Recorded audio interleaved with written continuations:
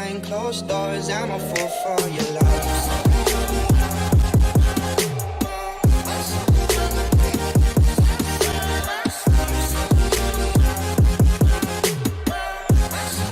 Okay guys, just before the actual video starts, I'd like to give another shout out to Mystic. Mystic is the guy that created this beautiful intro a couple of months ago, and he is a friend of mine from Discord. And honestly, this dude is so amazing. He PM'd me again and he has offered to make the 13 Joker Origins thumbnail, which was in the last video. And honestly, the dude is so good and he's so interested in graphic design as well. So he's offered to start making thumbnails for all of my new videos, including the one that you see on this video as well. And honestly, if you guys have not already checked out his content, please do. The channel is always in my description because this guy needs more views, more subscribers and more fans. He is such an awesome guy and he has helped support my channel so much, and I think you guys should check him out. So let's get into the actual video, and thank you a lot, Mystic. Hi guys, another Geek 123 here. So since I have covered the main 3 Sonic games, I really want to carry on looking at the rest of the 2D Sonic games, then the 3D games after that.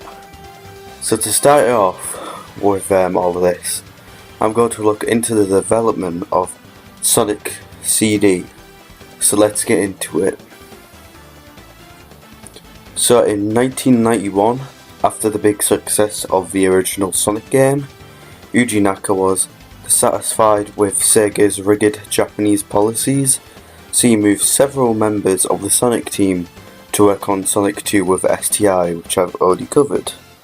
Meanwhile, Sega planned to release the Sega CD add-on for its Genesis and wanted a Sonic sequel with more advanced features. Naotoshi Oshima, Sonic's designer, got put as director of Sonic CD. The remainder of the team comprised Sega staff who had developed the Revenge of Shinobi, Golden Axe 2, and Streets of Rage.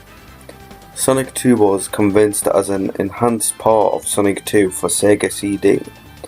Around the time it was codenamed as Super Sonic and will feature more levels, and a new soundtrack as well. Sprite scaling effects and animated cutscenes were also involved. While in Japan the game got its name changed from CD Sonic the Hedgehog first to Sonic CD, which ended up being a universal name. Oshima was also focused more on platforming and exploration aspects instead of speed like the first 2 games. Art director Hiroshi Karuchi said to Eurogamer that he went all out and created more colourful level designs for the game. This game also introduces Amy Rose and Metal Sonic. Both were designed by Kazuichi Oshima. Amy had appeared in the Sonic manga before, but was redesigned for the game. Although Hoshino created her in-game graphics, many staff members helped him contribute to her design. Hoshino redesigned Metal Sonic in his mind from the moment he was given the brief of the character, and this design got emerged after only a few sketches of the original version he had in his head. The character graphics were created using Sega's I'm not sure if I pronounced that right, graphic system for the Genesis, the Sega Digitalizer MK3, featuring a bitmap and animation editor. Graphics data was stored on a 3.5 floppy disks, which were handed to the programmer to work into the game. Oshima cited Back to the Future as an influence on the time travel aspect. The developers designed 4 variants of each stage for one of each time period. Oshima hoped for the time period to change instantly with a sonic boom effect, but the programmer said it was impossible to do. Oshima said that he made some changes in the game because he thought it was a recreation since it wasn't a numbered sequel. The total game data of Sonic CD is 21 megabytes compared to Sonic 2's only 1 megabyte. The game includes animated cutscenes produced by Toei Animation. The Japanese soundtrack was composed by Nafumi Hatakiya and Masumi Ogata, who had worked on the 8-bit version of Sonic 2. The game features 2 songs, Sonic You Can Do Anything, composed by Ogata and originally written for Sonic 2, and Cosmic Eternity Believe in Yourself, composed by Hayata. Both were sung by Kyoto Yutuno, who also provided Sonic's voice samples in the game. The composer said to make these songs they were inspired by club music. Sonic CD was released in Japan on September 23rd, 1993, and in Europe in October 1993. Sega delayed the game in America for 2 months to just have a new soundtrack written and produced by Spencer Nilsson and David Young of STI. According to Nelson, they got told they needed to make the soundtrack rich and complex. You Can Do This was also replaced by Sonic Boom, composed by Nilsson and performed by Gru Pachisi.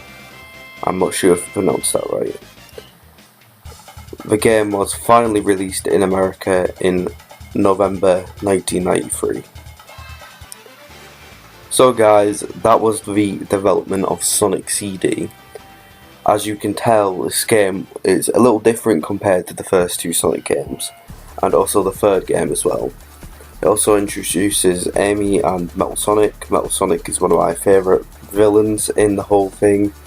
I also love the anime that they put out in the around the same time, that was quite fun. Amy Rose is quite a good character to me as well. And yeah, I like this game like the other classic games. And what are your thoughts on it, guys? Please comment down below if you have any more information about this game, because I am really interested in this type of stuff. And if you want to talk more about the Sonic franchise, please go to my recent tweet and comment down, mention me, and we can talk anything Sonic related. So I'll catch you next time, guys. Peace.